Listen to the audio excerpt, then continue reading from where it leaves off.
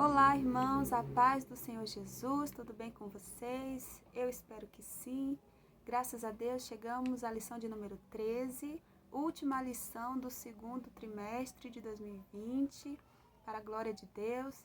Quero, neste momento, agradecer ao pastor Juarez Lopes, aos irmãos que vêm acompanhando esse estudo, vêm apoiando, devido a este momento que nós estamos vivendo de isolamento. Nós estamos aqui, graças a Deus, buscando aprender com a palavra do Senhor. Quero, neste momento, falar para vocês sobre o tema da nossa lição de hoje, a batalha espiritual e as armas do crente. Você provavelmente já deve ter escutado sobre esse tema, Batalha espiritual e as armas do crente. Aqui nós vamos aprender com alguns detalhes sobre este tema. Vamos aqui demonstrar qual deve ser o preparo espiritual do crente para a batalha.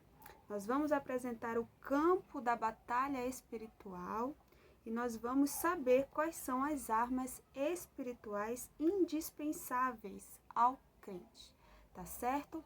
Todo este conteúdo está baseado na Epístola aos Efésios, no capítulo 6, do versículo 10 ao versículo 20.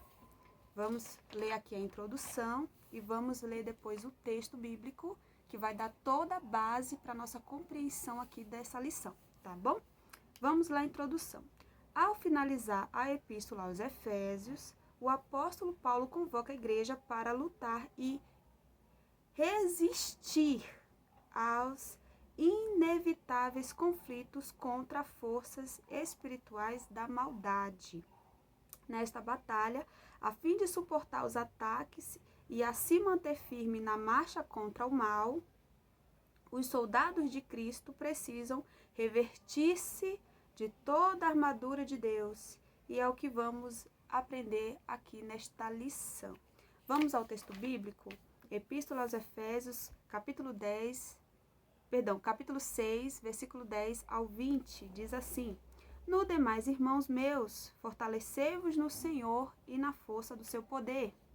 Revesti-vos de toda a armadura de Deus para que possais estar firmes contra as astutas ciladas do diabo. Porque não temos que lutar contra carne e sangue, mas sim contra os principados, contra as potestades, contra os príncipes das trevas deste século, contra as hostes espirituais da maldade nos lugares celestiais. Portanto, tomai toda a armadura de Deus para que possais resistir no dia mau e, havendo feito tudo, ficar firmes. Estai, pois, firmes, tendo cingido os vossos lombos com a verdade e vestida a couraça da justiça, e calçado os pés na preparação do evangelho da paz, tomando sobretudo o escudo da fé, com o qual podeis apagar todos os dardos inflamados do maligno. Tomai também o capacete da salvação e a espada do Espírito, que é a palavra de Deus, orando em todo o tempo, com toda oração e súplica no Espírito, e vigiando nisto com toda perseverança e súplica por todos os santos, e por mim, para que me seja dado, no abrir da minha boca, a palavra com confiança, para fazer notório o mistério do Evangelho, pelo qual sou embaixador em cadeias, para que possa falar dele livremente, como me convém falar. Amém? Esse é o texto base para o nosso ensino agora. Vamos observar o primeiro tópico, o preparo espiritual do crente para a batalha. Observe o que diz. Primeiro subtópico, fortalecidos no poder do Senhor. A expressão na forma passiva, fortalecei-vos no Senhor, indica que não temos poder em nós mesmos. Esse excesso de poder nos é conferido pela comunhão com Deus em Cristo por meio do Espírito Santo. João 15:7 diz assim: Se vós estiverdes em mim e as minhas palavras estiverem em vós, pedireis tudo o que quiseres e vos será feito. Também na primeira carta de João, no capítulo 1 ao 3, diz: o que vimos e ouvimos, isso vos anunciamos, para que também tenhais comunhão conosco, e a nossa comunhão é com o Pai e com o seu Filho, Jesus Cristo. Por isso precisamos estar fortalecidos por meio da renovação da nossa mente e vida em santidade, e ser cheio do Espírito Santo. A vitória não pode ser alcançada por outro meio. Conhecer as Escrituras sem a devida obediência e frequentar os cultos sem a genuína conversão não são suficientes. Não obstante, o poder de Deus está disponível aos fiéis para pisar serpentes e escorpiões e toda a força do maligno. Lucas 10:19. Vamos observar o que o texto está nos falando a respeito do preparo espiritual do crente para a batalha. Primeiro ponto, fortalecidos no poder do Senhor. Aqui, a exortação apostólica, fortalecei-vos no Senhor e na força do seu poder, diz que os crentes devem buscar essa força não somente neles, não neles próprios, né? Essa força não está em si mesmo, mas está no Senhor Jesus. Por essa razão, o apóstolo Paulo emprega o verbo grego na voz passiva, endianamoste, sede dotados de força e sede fortalecidos, é o significado no verbo grego, tá? Esse poder não vem de nós mesmos, mas de uma força externa. Ela vem do próprio Deus. Jesus disse: sem mim nada podeis fazer. Ele está falando aqui sobre força e poder no campo espiritual, não sobre força física. O Senhor Jesus capacitou os cristãos pelo Espírito Santo para vencer todo o mal e toda a tentação interna, os desejos da carne e toda a tentação externa, tudo aquilo que vem diretamente do poder das trevas. Essa capacitação, ela envolve o discernimento para compreender as astutas ciladas, né, do maligno, e também o poder sobre os demônios. O Senhor Jesus nos capacitou no Espírito para obtermos, né, essa vitória contra, né, todo o poder das trevas e contra as astutas ciladas do inimigo, né, compreender como que ele age. Primeiro ponto. A primeira preparação que nós cristãos temos que buscar no Senhor está na força de Deus. Imagina que quando nós estamos falando de batalha espiritual, estamos falando de um campo de batalha, né? Para acontecer uma batalha, existe um campo, certo? E aqui nós estamos falando, no cenário, nesse contexto, qual é a preparação para que nós, cristãos, venhamos obter vitória na batalha, dentro da batalha. Como que o cristão deve se posicionar no meio da batalha? Batalha espiritual, ela existe. Nós vamos aqui identificar como que ela surge, como que acontece e como que nós obtemos, né, a nossa vitória dentro do campo de batalha. Mas para isso é necessário compreender sobre a preparação. E o primeiro ponto que nós estamos falando aqui é sobre o fortalecimento do poder do Senhor. E nós já identificamos aqui que o poder não é um poder físico de nós mesmos, mas é um poder de Deus. É um poder de Deus que vem, nos fortalece e nos ajuda a enfrentarmos o que tivermos que enfrentar ali no campo de batalha das nossas vidas, certo? E como que acontece essa preparação? Como que vem esse poder de Deus para as nossas vidas?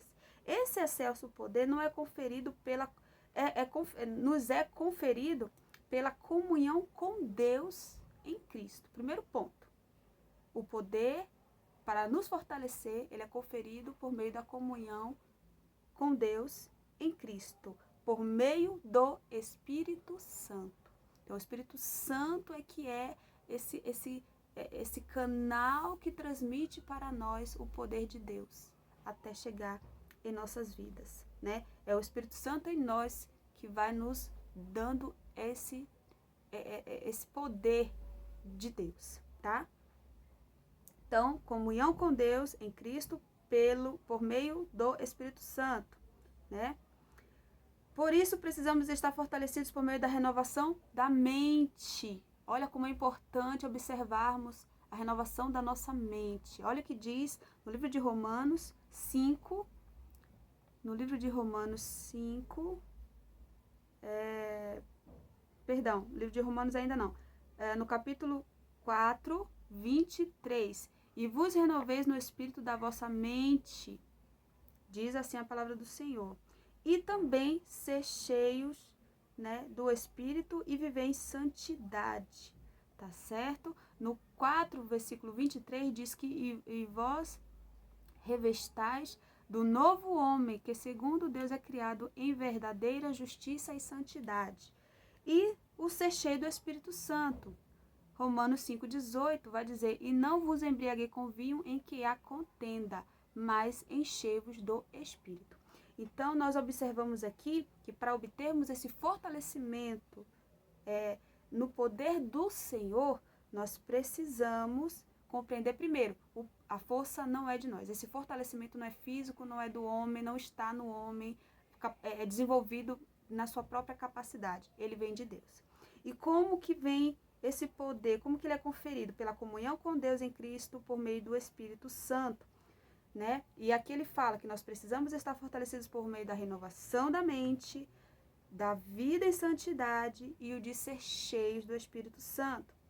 Ainda temos aqui outros argumentos para que esse fortalecimento chegue até as nossas vidas, que é a convicção de que essa vitória não pode ser alcançada por outro meio, desses que eu falei agora. Conhecer as Escrituras sem a devida obediência e frequentar os cultos sem a genuína conversão não são suficientes. É preciso obter essa comunhão com Deus, é preciso renovar a mente, é preciso viver em santidade, é preciso ser cheio do Espírito Santo para que essa renovação chegue, para que esse poder de Deus chegue, para que essa vida em Espírito permita esse agir de Deus em nossas vidas. Tá certo?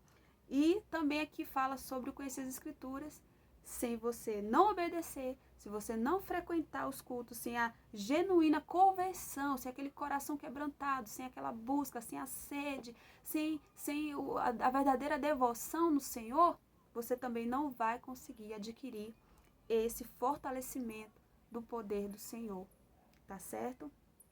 E aqui diz que, não obstante, o poder de Deus também está disponível para os fiéis para pisar serpentes e escorpiões e toda a força do maligno. Então, veja bem como que é importante nós observarmos essa direção na qual nós temos que nos encaixar nela, viver na direção que a palavra está nos direcionando para obtermos essa condição, ter esse condicionamento, ter essa preparação para quando estivermos diante de um campo de batalha, obtermos sucesso. Olha só o que diz o segundo subtópico, vigilantes em toda a oração e súplica. Vamos entender que o apóstolo Paulo ele enfatiza a necessidade de uma vida cristã permeada pela prática da oração. Não é possível entrar em combate sem a cobertura de tão preciosa arma espiritual. Lucas 21, 36, diz, vigiai, pois, em todo o tempo orando para que sejais havidos por dignos de evitar todas as coisas que hão de acontecer e de estar em pé diante do Filho do Homem. A expressão orando em todo o tempo, com toda a oração e súplica no Espírito, que nós lemos lá no texto bíblico de abertura, significa clamar pelo favor divino em qualquer circunstância e oportunidades. Esse clamor deve estar acompanhado da vigilância. No livro de Isaías 59, 1 e 2, diz aqui, eis que a mão do Senhor não está encolhida para que não possa salvar, nem agravado os seus ouvidos para que não possa ouvir, mas as vossas iniquidades fazem separação entre vós e o vosso Deus, e os vossos pecados, né, cobrem o seu rosto de vós para que não vos ouça. Então aqui está dizendo que se nós não tivermos diante do Senhor com oração e súplica, em santidade, buscando a face do Senhor, a mão dele não está encolhida para que não possa abençoar, para que não possa salvar. Não está agravado os seus ouvidos para que não possa ouvir as suas súplicas. Porém, o pecado que faz a separação entre Deus e o homem, o pecado faz com que o Senhor não nos ouça, o Senhor não nos atenda. Porque o Senhor fala que em todas as nossas causas nós temos que apresentar ao Senhor por meio da oração e súplica. Mas o pecado, as iniquidades cometido pelo homem que não observa a palavra do Senhor, acaba que, fazendo com que esses pecados cometidos, o Senhor Deus, ele tenha o seu rosto encoberto, né? E ele não ouça aquela oração, entendeu? Então, é importante a vigilância e a oração.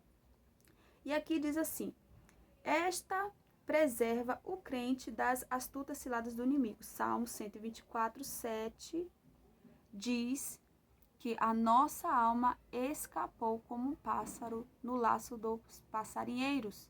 O laço quebrou-se e nós escapamos, né? Então veja quão constantemente nós estamos sujeitos a entrarmos numa batalha espiritual.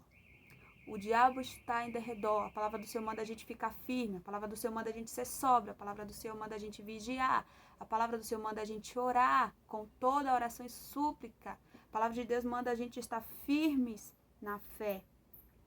Então, se nós não observarmos essa preparação, não conseguiremos obter vitória no campo de batalha. Digo mais uma vez, tá? A vitória contra o mal somente é possível por meio do fortalecimento do crente no poder do Senhor. Ao contrário disso, por vezes, o crente vai levar tombo no campo de batalha ou perder a batalha.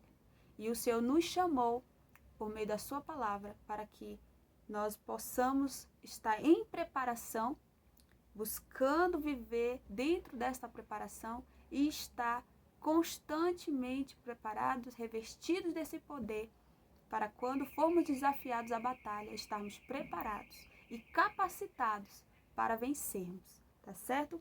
Vamos agora ao segundo subtópico, ao segundo tópico, que vai tratar de conhecendo o campo da batalha espiritual. Vamos observar aqui o que significa o campo espiritual. Quem nos chama para a batalha? O que acontece, né? Aqui nós vamos observar, no primeiro subtópico, as astutas ciladas do diabo. A expressão ciladas do diabo indica as armadilhas articuladas perversamente pelo reino das trevas.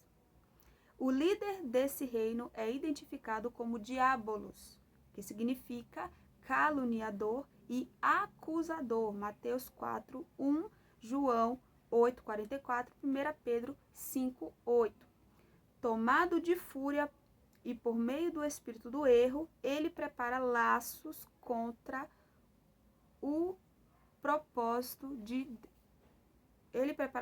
com o propósito de destruir a igreja de Cristo. Algumas das suas astutícias são, vamos observar aqui, 7 astutícias identificadas pelo apóstolo Paulo e vamos trabalhar com algumas referências bíblicas, mas observe cada uma delas, se puder anote, para que você possa meditar depois, né, com mais tranquilidade e observar melhor o que diz a palavra do Senhor acerca dessas astúcias.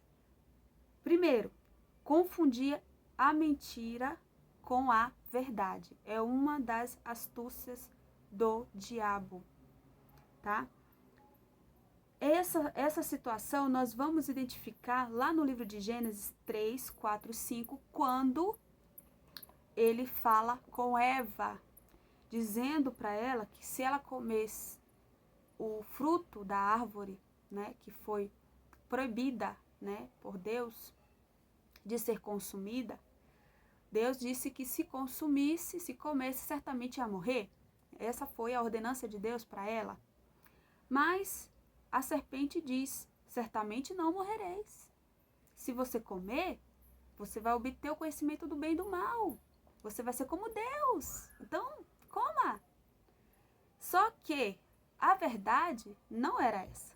A ordem, a palavra, era que ela não comesse. E ela comeu. Então, o diabo, ele confundiu a mentira com a verdade. E fez com que ela fosse enganada. E ela comeu e sofreu graves consequências. Perdeu a liberdade de estar no reino de Deus e foi expulsa do jardim, né? Perdeu o direito de continuar vivendo naquele jardim que o Senhor criou e o fez e a fez para desfrutar dele. E as consequências foram gravíssimas e nós já conhecemos a outra parte da história, né? Então, essa é uma das astutas ciladas do diabo, confundir a mentira com a verdade. Segundo ponto, deturpar as escrituras. Mateus 4, 6. Tá certo? Terceiro ponto, dissimular e induzir a dissimulação. Tá certo? Quarto ponto, fazer falsos sinais. Tá aqui no livro de 2 Coríntios 11, 13, 14. E fazer falsos sinais, 2 Tessalonicenses 2, 9. Ponto 5, fazer acusações, Apocalipse 12, 10. Ponto 6, semear incredulidade, 2 Coríntios 4, 4. E o ponto 7, promover ideologias anticristãs, 2 Tessalonicenses 2, 3 e 4. Diante desse quadro, o texto sagrado ordena revestir-vos de toda a armadura de Deus. Observe que, se nós não estivermos revestidos da armadura do Senhor, se nós não estivermos buscando a preparação, será muito difícil. Eu digo, não só muito difícil, eu afirmo, será impossível obter êxito, obter vitória. Porque as astutas ciladas, essas 7 que nós conseguimos destacar aqui, ela tem força e poder de agir em todos esses pontos que eu falei aqui. Posso repetir: confundir mentira com a verdade, deturpar as escrituras, dissimular e induzir a dissimulação, fazer falsos sinais, semear incredulidade, promover ideologias anticristãs. Tudo isso, fazer acusações, são ferramentas que o inimigo usa para derrubar a igreja de Cristo. Essas são o campo de batalha que ele gera e faz com que nos chame para guerrear com ele. E se não tivermos essa preparação que nós falamos daqui para trás, nós não iremos conseguir vencer essas acusações, esses enganos, essas investidas dele. Segundo subtópico, o conflito contra o reino das trevas. Paulo enfatiza que esse conflito não é contra carne e sangue, não é contra eu e você, e você, não é eu contra você e você contra mim, não é contra a nossa carne, tá certo? No capítulo 6, versículo 12, não se trata de lutar contra o ser humano, mas contra o reino das trevas nas regiões celestes. Essas declarações indicam que a batalha não é física, ela não é física, mas travada no mundo espiritual. O conflito é contra as hostes que, debaixo da autoridade do diabo, mantém os homens na escuridão. 1 João 5,19, tá certo? Nessa metáfora fica claro que o cenário do campo de batalha do soldado é espiritual. Nós vemos lá nos versículos 11 e 12 do capítulo 6 da carta de Efésios. Ao mesmo que revela a natureza pessoal do conflito, pois essa luta se dá tanto na área individual quanto na área coletiva da igreja. 1 Pedro 5, 8 e 9. Observe quando ela diz que no campo de batalha espiritual, ela é tanto na área individual, quando diz respeito a você, quando diz respeito a questões do seu caminho, da sua caminhada, da sua vida como um todo. E também na área coletiva da igreja. Observe como que aqui nós vamos identificar, né, a natureza, né, do conflito. Porque a luta na batalha espiritual, no campo de batalha, ela se dá tanto na área individual quanto na área da igreja, na área coletiva da igreja. Vamos observar aqui, quando ele diz, lá no livro de 1 Pedro 5, 8, 9, ao qual resistir firmes na fé, sabendo que as mesmas aflições se cumprem entre todos os irmãos no mundo. Então aqui está dizendo que as batalhas que um enfrenta aqui, né, digamos no raio aqui de Brasília, do Centro-Oeste, também acontece em outros estados, em outras partes do mundo, porque nós somos humanos, estamos debaixo da mesma condição de vida e o inimigo ele está em derredor buscando quem possa tragar. Então, as aflições que eu vivo, tem pessoas também que estão vivendo igual. As aflições de uma igreja é como aflições de uma outra igreja, né? No âmbito da área coletiva da igreja, as batalhas espirituais são travadas e elas são comuns, conhecidas, elas são semelhantes, digamos assim. Tá certo? Então, aqui vamos avançando no terceiro subtópico, vamos falar sobre as agências das potestades do ar. Vamos observar aqui o que o apóstolo Paulo diz. Ele identifica as forças do mal que marcham contra a igreja como principados, potestades, príncipes das trevas deste século e hostes espirituais da maldade, no versículo 12. Observe, esses seres são caracterizados por 3 aspectos. Primeiro aspecto, elas são poderosas, tá certo? Ninguém subestime as forças do mal, porque elas existem, são reais e são poderosas mesmo, tá? Os títulos principados e potestades indicam poder, primazia e autoridade para agir. Então, eles podem tomar uma iniciativa de agir, eles têm essa capacidade de agir. Príncipes das trevas são os líderes de anjos decaídos que, sob o comando do diabo, exercem domínio. Então, vamos observar aqui que são principados e potestades, significa o poder e autoridade para agir. E os principados das trevas são os líderes de anjos caídos que, sob o comando do diabo, exercem domínio, ok? Segundo, eles são malignos. Esses agentes formam as hostes espirituais da maldade. Refere-se aos demônios que empregam seu poder destrutivamente para o mal. Ponto C. Eles são astutos. Nós falamos sobre as astúcias, né? Dos 7 pontos.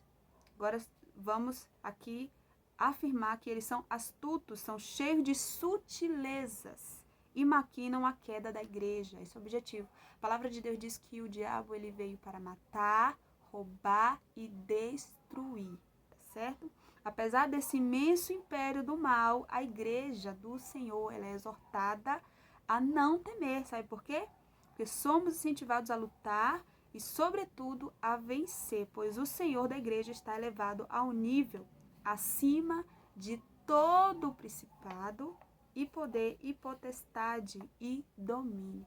Vamos observar lá na Epístola aos Efésios, no capítulo 1, aqui está dando a referência do versículo 21, mas vamos observar a partir do versículo 17 ao 23. O poderio de Deus, o domínio de Deus sobre todas as coisas. Pelo poder de Deus, o Senhor ressuscitou. Jesus ressuscitou. E o Senhor, a palavra de Deus diz que o Senhor, ele coloca Jesus agora à sua direita. Agora Jesus, pelo poder de Deus, ele é agora o Senhor que está acima de tudo, está acima de todos. Não há nome que se nomeie, né? Ele está acima de todo nome, de qualquer poder, qualquer domínio, ele está acima de tudo isso. Por isso a palavra nos exorta a estar com Cristo, a andar na palavra, tá certo? O crente precisa conhecer o campo de batalha espiritual para que possa guerrear contra o inimigo e receber a vitória. Sem esse condicionamento, essa preparação, não vai conseguir. Mas com esta preparação, ele vencerá toda e qualquer batalha que surgir no seu caminho, tá certo? Vamos aqui entender o apóstolo Paulo. Ele especifica os principais agentes do reino das trevas e conclui dizendo que eles formam as hostes espirituais da maldade. Essa expressão refere-se aos espíritos malignos, um termo presente no pensamento judaico e também no Novo Testamento. Essas hostes são comandantes do exército de Satanás, principado, potestades e dominadores deste século tenebroso, contra quem temos que lutar, fortalecidos no Senhor e na força do seu poder e revestidos da armadura completa de Deus. A expressão lugares celestiais ou regiões celestiais, no presente contexto, nos chama a atenção, pois parece indicar o céu onde Cristo habita, a morada dos crentes. No entanto, o apóstolo escreve contra as hostes espirituais da maldade nos lugares celestiais, termo que aparece 5 vezes em Efésios e em nenhum outro lugar do Novo Testamento.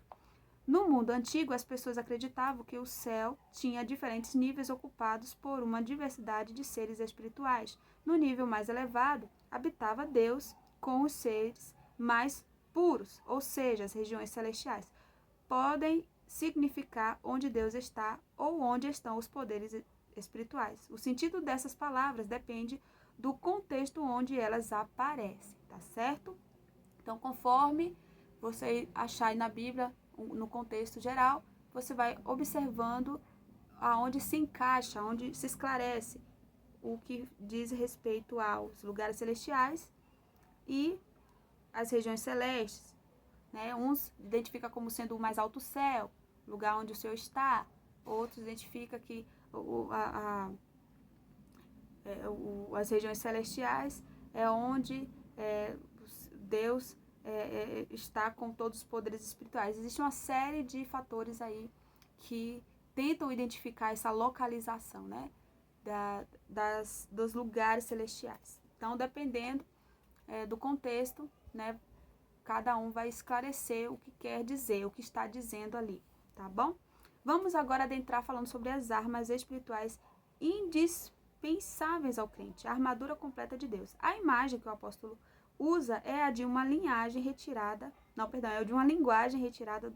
do contexto militar romano. A expressão toda armadura traduz o termo grego panóplia, que significa a armadura completa de um soldado fortemente armado. Na carta, a orientação não é para usar armas próprias, mas tomar o equipamento dado por Deus, resistir bravamente e marchar contra as hostes espirituais e as potestades do ar. Vamos identificar aqui como que o que o texto está dizendo lá no versículo 11 e 13, né? Revestíveis de toda a armadura de Deus para que possais estar firmes contra as astutas ciladas do diabo. 13. Portanto, tomai toda a armadura de Deus para que possais resistir um dia mau e, havendo feito tudo, ficar firme, tá certo? É um armamento, aqui está falando de um armamento, né? No contexto, né, militar romano, é uma armadura, né, do soldado. E aqui nós estamos falando que numa batalha, no campo de batalha, a armadura não é, as armas, né, não é próprias. Mas aqui a palavra do Senhor está dizendo que a armadura é de Deus, portanto, revestivos, né, de toda a armadura, né, do Senhor.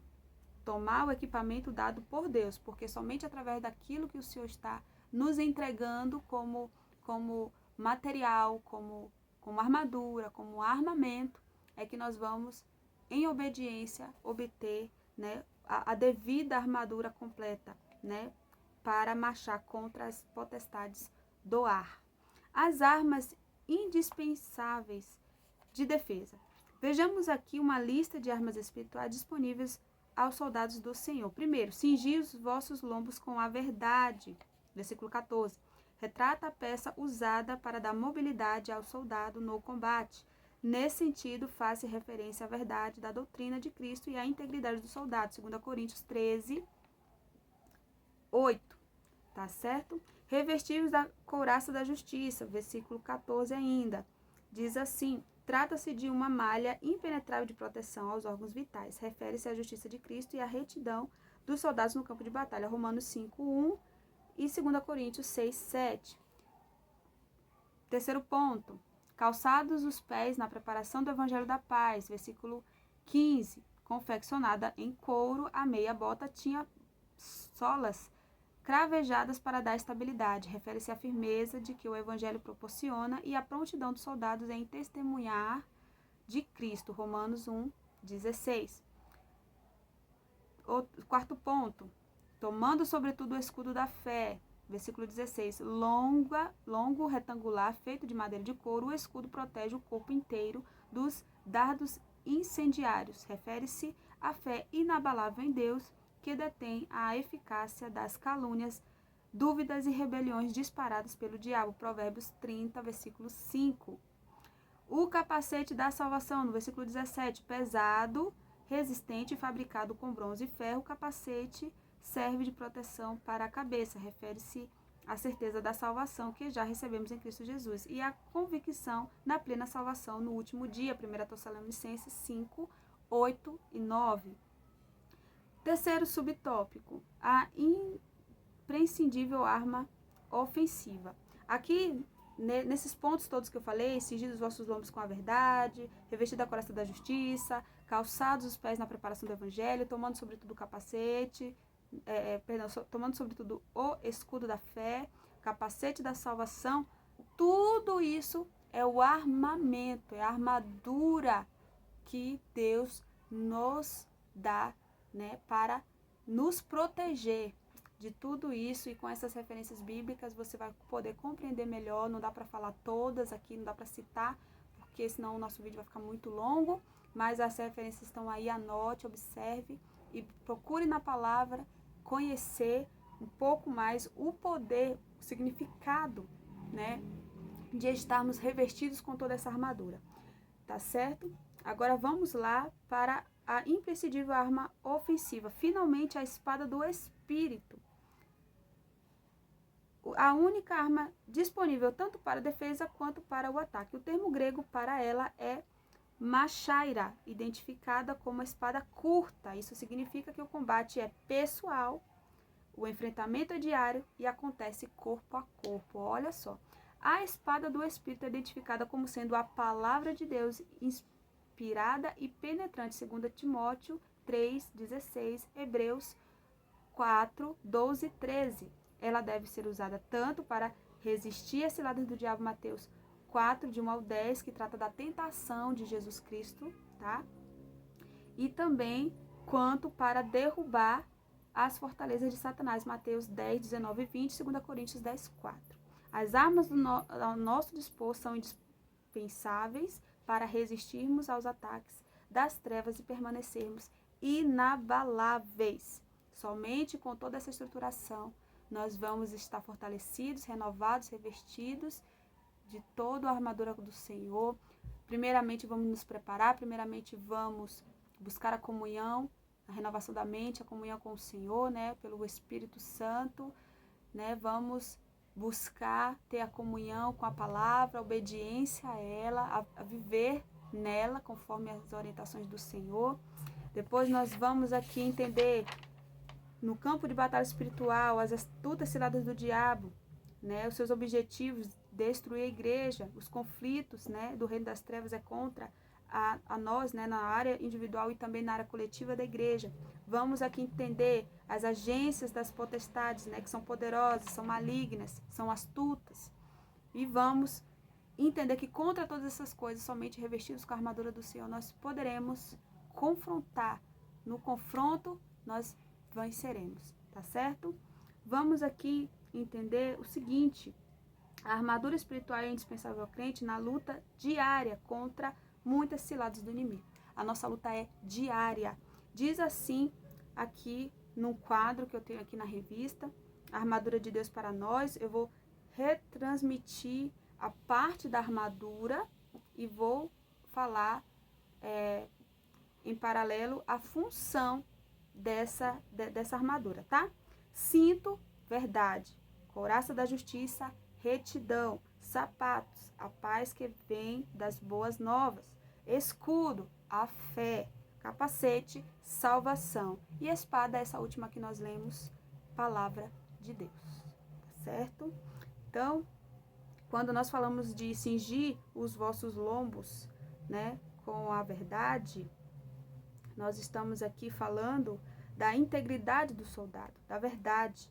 Quando nós falamos da couraça da justiça, nós estamos falando de retidão, de conduta, né? Quando nós falamos de calçar os pés na preparação do Evangelho da Paz, nós estamos falando da transmissão das boas novas, né? Da paz que vem das boas novas. Quando falamos de escudo, o que quer dizer escudo? A fé que seja inabalável, que seja fortalecida no Senhor cada dia, certo? Ela é o nosso escudo. Salvação é o capacete, tomando sobretudo o capacete da salvação, tá certo? E a espada, que é a palavra do Senhor, tá certo? Ela é uma palavra que é apta para corrigir, para trazer justiça, para trazer toda a preparação, né, do Senhor, para obtermos essa vitória, né, no campo de batalha espiritual. Para concluir, vamos observar a igreja, né, a vitória da igreja de Cristo contra as forças do mal é garantida sobretudo, né, com a grandeza do poder de Deus, né, com a sobreexcelente grandeza do poder de Deus. Os ardis de Satanás não podem ser subestimados de maneira nenhuma. Nós vimos que tem poder, que eles são astutos, né? Que eles são malignos. Então, não podemos subestimar. Mas o reino das trevas não deve amedrontar o cristão de forma alguma. A Escritura convoca o salvo a combater e enfrentar as potestades do ar, revestido com a armadura de Deus. Nós vimos aqui rapidamente, o texto é muito grande, mas nós podemos observar que sem essa condição, né, o Senhor não poderá nos entregar a vitória. Espero que numa outra oportunidade eu possa falar mais abertamente, no espaço um pouco maior, sobre detalhes de tudo isso, para que a gente compreenda na realidade do nosso dia a dia, né, como que nós nos posicionamos muitas das vezes. A falta dessa preparação faz com que nós, fracos, venhamos ser vencidos, né? Então, observe a sua conduta, observe o seu relacionamento com Deus, observe a sua conduta como cristão e observe se você está devidamente armado, revestido com as armaduras de Deus. Quando você se encontrar no campo de batalha, você esteja realmente totalmente capacitado para combater para combater contra as astutas ciladas do inimigo, contra aquilo que ele está, né, sobre você. Então, observe e busque esses armamentos. Se você não tem, se te falta, então recomponha-se, se fortaleça no Senhor, observe todos esses direcionamentos aqui, e eu creio que o Senhor sempre nos ajudará, porque a sua palavra tem poder, e se nós obedecermos a essa instrução, nós venceremos toda e qualquer batalha que surgir no nosso caminho com o poder de Deus. Nunca jamais com o nosso poder, com a nossa própria força, mas direcionado com o poder de Deus, porque é Ele que opera todas as coisas em nós. Amém? Que esse estudo tenha abençoado muito a sua vida, quanto abençoa a minha. Fiquem todos na paz do Senhor.